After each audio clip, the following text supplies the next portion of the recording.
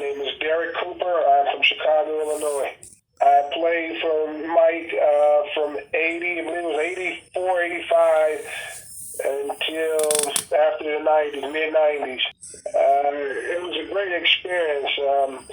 Mike was able to take a group of inner-city kids and introduce us to new environments, new surroundings. Took us outside of the inner city and allowed us to visit different cities, states, suburbs, and play a variety of different talent. I played on a team that was coached by Anthony Powell. We were 13 years old in the South Shore organization. Mike was coaching a team called the Cardinals, and we used to play against them.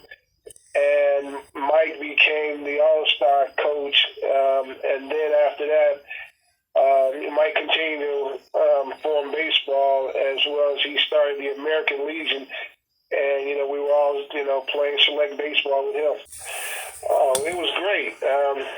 We had some guys that went off, got drafted. We had, a lot of talent. We came from throughout the city, so it allowed us to build a bond with one another from the inner city of Chicago, where we had different teammates on our team that came as far as Whitney Young, even the west side of Chicago, from Hyde Park to CBS to Washington, and we also had some our Catholic school leagues teammates to play with us as well. So he brought us all together for the same common goal, and we just continued to build friendship among each other that has lasted well over 40 years.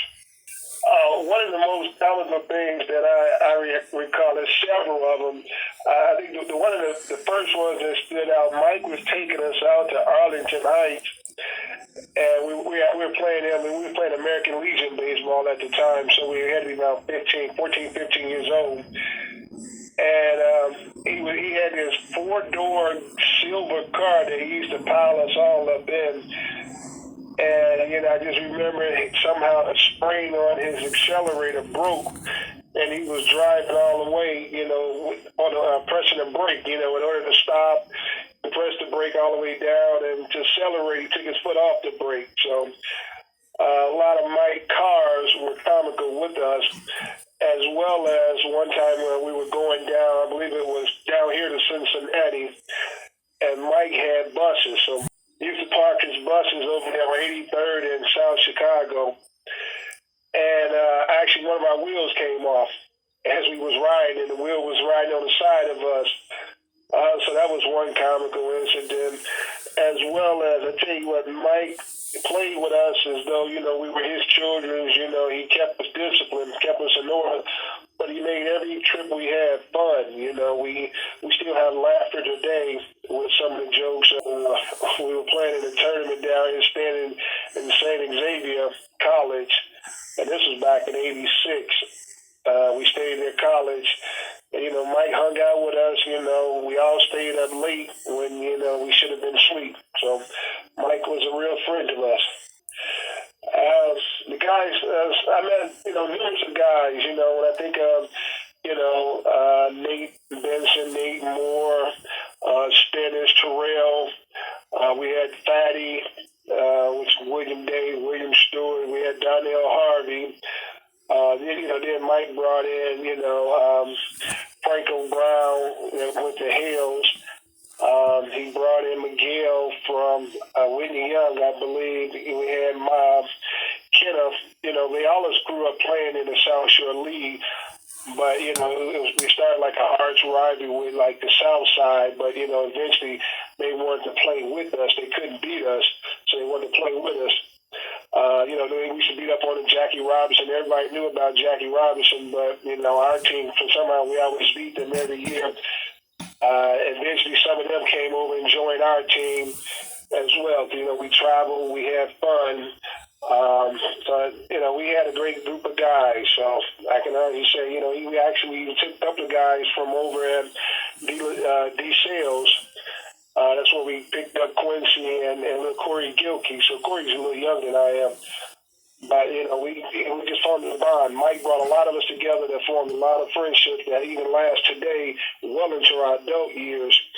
And I can already say that, me being 50 years old, I had the honor to watch Mike coach my son, and he played for Mike, back when he was 8, 9 years old. So, Mike has really given to the city when it comes to baseball. Honestly, you can't recognize Chicago baseball without thinking of or associating with Michael Mayden. Mike was able to form more so, all-inclusive teams. So we had, different players from different, nationalities, different race. So, like I said, just to think of baseball in the city of Chicago, everybody wanted to play for Michael Mayden because we had, a top-notch program. And actually, like I said, it was an inner-city kid, so, there was no racism problems among us because he brought us all together.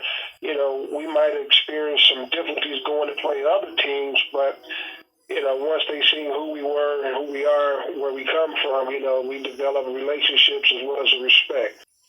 Yeah, there's some things that, I would like to always say, it's been an honor to know Mike for well over 40 years now and to watch him continue to fulfill his dream. And he still exerts the same passion today that he did back in the 80s, so I think, this guy, Mr. Mayden, he really deserves anything that comes with, come towards him or come his way. I actually would like to see, the city give Mr. Mayden, more, I would call it more respect from the, baseball, I would like to see, the city get behind him.